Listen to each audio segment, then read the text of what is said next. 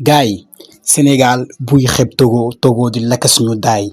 Salut à toutes et à toutes et soyez les bienvenus sur Triple M 3.0. Gaï, franchement, li may gis actuellement nii xaw ma na laa ko mën a expliquer mais équipe nationale du Sénégal bi franchement il y a beaucoup de problèmes. On croyait que tout allait être ok, tout allait être nickel, mais franchement force est de constater que actuellement il y a des joueurs qui ne sont pas au niveau, il y a des joueurs qui ne répondent plus et il y a des joueurs, des jeunes joueurs qui doivent se mettre au niveau parce que actuellement c'est pas normal que le Sénégal soit troisième de ce groupe. Maintenant, ce qui est passé est passé. On aurait dû battre le Soudan, on n'a pas réussi à battre le Soudan. C'est passé. Maintenant, on va se focaliser si match yi xam te ne mooy match yi si topp bi ci njëkk mooy match Togo bi xam te ne dañ ko war a fubal suba.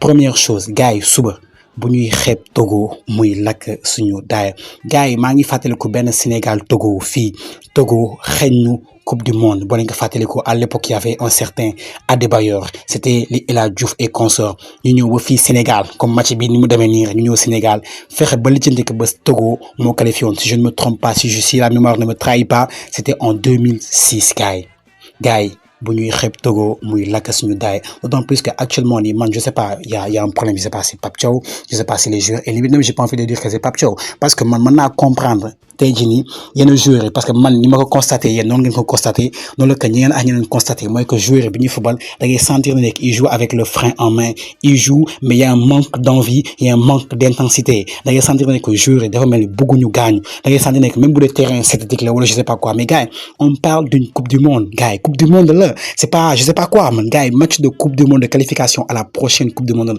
gars bu dee da ngay gaañu sax na nga gaañu quoi en fait bu dee yow pare pour gaañu mais na nga toog sa club wala je sais pas nga tu te gères mais dès l'instant que sol nga mooy équipe nationale du Sénégal boo ñëwee si terrain bi da nga war a joxe lépp da nga liggéey da nga ko war a teg jeexal da nga war a teg jeexal le match face au Soudan c'était un match pitoyable c'était un match de loser c'est un match à oublier mais très très très très rapidement beneen bi si topp mooy Pape Thiaw.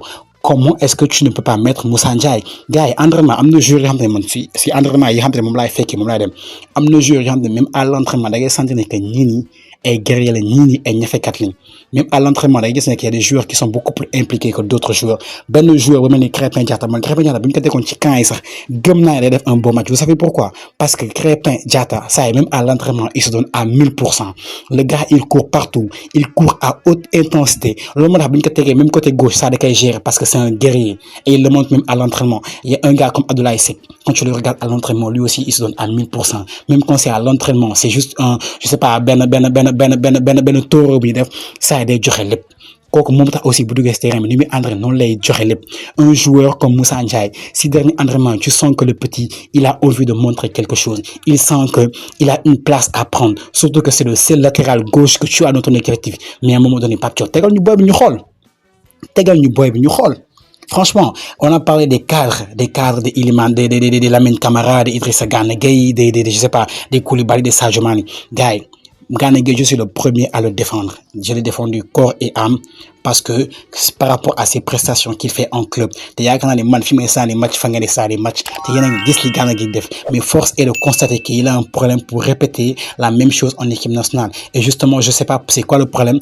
ñeneen ñi ngi wax que c'est un problème de système parce que Everton ils subissent beaucoup plus donc en tant que milieu récupérateur forcément il est à l'aise et ça peut s'expliquer mën na nekk raison parce que effectivement Sénégal buy football et Soudan buy football ak Togo on a la possession du ballon donc forcément on a besoin d'un milieu de terrain, des milieux de terrain créateurs, des milieux de terrain qui peuvent faire des passes qui cassent les lignes, des milieux de terrain qui sont créatifs, des milieux de terrain qui peuvent jouer en une, deux touches très rapidement, des joueurs qui peuvent jouer vers l'avant. Parce que match, il faut un match bon, intensité vous mettre et dès les premières minutes. D'autant plus qu'on joue au Sénégal. Gars, match alibi Sénégal-Togo, on a fait match nul, 0-0.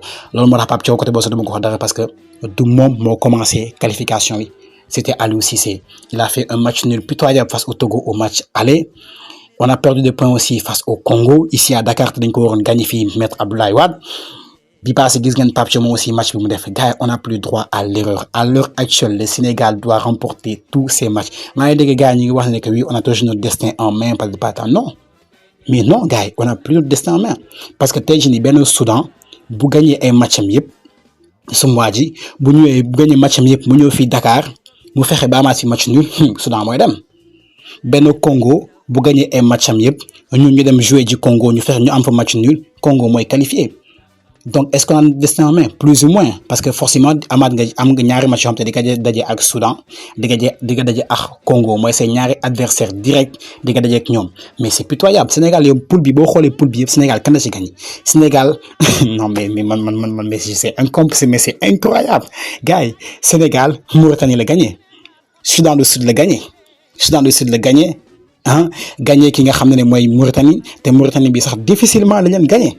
Mais à part ça poule bi gagné woo kenn Congo gagné woo ko Soudan gagné woo ko Togo mi gagné woo ko. Non, mais les gars, j'ai envie d'applaudir pour vous, les gars. Et en plus, quand je vois les joueurs, je les vois, ils sont contents, je sais pas, ils sont relax. Mais gars, vous devez être sous pression. Vous devez vraiment être sous pression. Parce que nous, supporters, avec nous, nous mettons, nous, nous, parce qu'ils ne doivent terrain. Mais quand je vois les joueurs, je me dis qu'il y a certains joueurs, mais limite, ils sont juste là pour venir prendre leur prime. Ils sont juste là pour venir porter le maillot, faire des photos et après repartir en club tranquille. Et les gars, on n'a pas besoin de ça, les gars. On a besoin de joueurs qui sont impliqués, des joueurs qui vont courir sur le terrain comme des chiens, les joueurs qui vont courir sur le terrain comme des lions, comme des vrais lions, des joueurs qui vont traquer les autres joueurs comme c'était leur proie, qui vont montrer qu'ils sont des vrais lions et qui vont tout faire pour remporter la victoire. Et c'est ce qu'on attend de vous demain, Inch'Allah. Et j'espère que le message va passer, les gars. J'espère que le message va passer parce que vous avez vu sur les réseaux sociaux un peu partout, tout le monde est en train de vous critiquer. Et c'est tout à fait normal parce qu'on sait que vous êtes très talentueux. Sur toutes les lignes, que ce soit dans les buts, en défense, au milieu, en attaque, vous êtes très talentueux. Donc les gars, gérez-vous, mettez-vous au niveau. Ngeen fexe ba match bi ni saay ngeen jëlee ko parce que actuellement ni ñaari option ngeen fi am te ñaari option yi mooy lan mooy gagner wala gagner. Amul leneen amul xalaat gagner wala gagner moo fi am gars yi. Sur ce, c'était ça la vidéo. Comme vous l'aurez constaté, je parle avec le cœur parce que franchement, je ne peux pas concevoir que le Sénégal, dans une poule où il y a ces équipes-là, le Sénégal n'arrive pas à se qualifier à la prochaine Coupe du Monde. Ce serait une catastrophe. D'avoir suivi cette vidéo. C'était un plaisir. Si vous êtes nouveau sur la chaîne, eh bien, n'hésitez pas à vous abonner, à activer la cloche de notification et dites-moi en commentaire qu'est-ce que vous en pensez, les gars. Sur ce, je vous dis merci et à très bientôt sur Triple M 3.0. Peace out.